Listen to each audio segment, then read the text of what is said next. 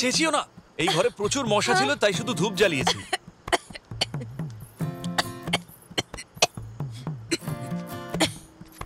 তুমি কি একটা মসকিটো ম্যাট জ্বালাতে পারতে না? এই আমাদের মতো মশাদেরও তো দেহে প্রাণ থাকে।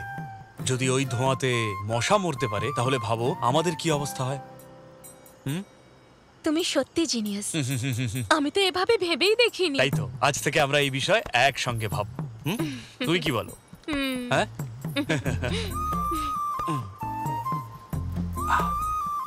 দেখো আমি দুধ খেতে ভালোবাসি না, তুমি চাইলে খেয়ে নিতে পারো। আমিও দুধ ভালোবাসি না, কিন্তু সিনেমাতে দেখায় তাই।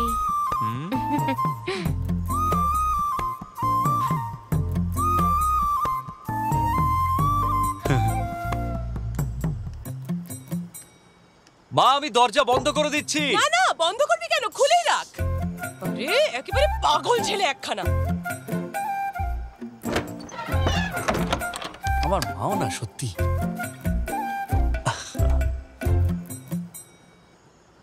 তরকারিতে নুন একটু বেশি হয়েছিল, তুমিই বানিয়েছিলে না?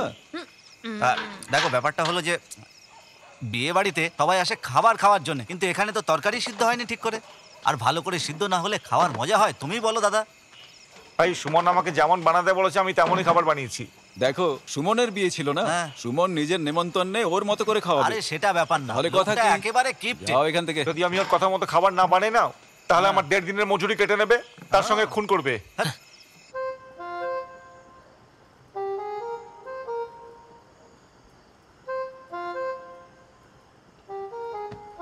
দেখো শালিনী, একটা কথা বলা হয় যে নারী আর পুরুষ সমান সমান, কিন্তু কিছু বিষয়ে আমি এটা একদম মানি না।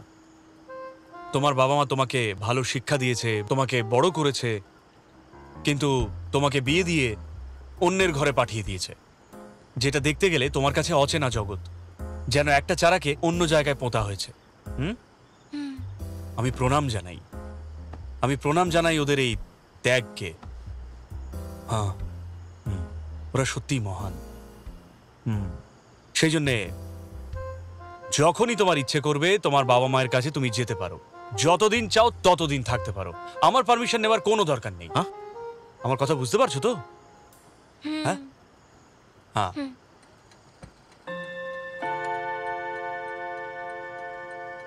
এখন আমরা শুতে পারি তো?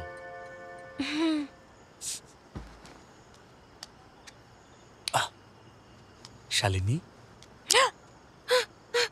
হ্যাঁ,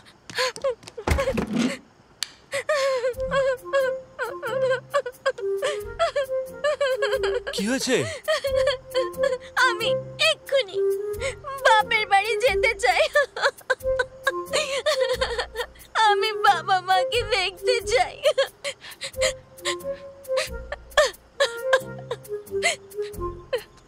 শালিনী, না না, তুমি যেতে পারো বাড়িতে।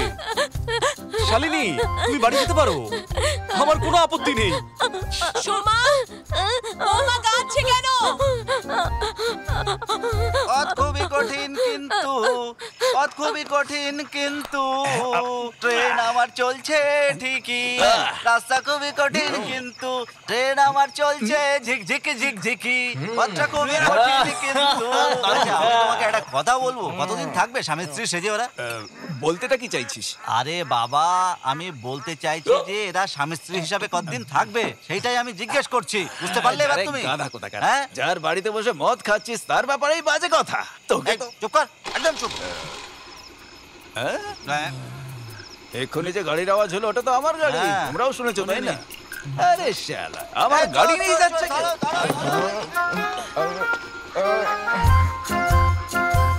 আরে রে রে রে রে, হলো কি? কি হলো? কিচ্ছু হয়নি সাজি। আরে গাড়ির হেডলাইটটা জ্বালিয়ে নে। ওর বউয়ের আবার কি হলো? মাঝরাতে জ্ঞান দেওয়া শুরু করেছিল হবে, তাই জন্য বেচারি কাঁদছি।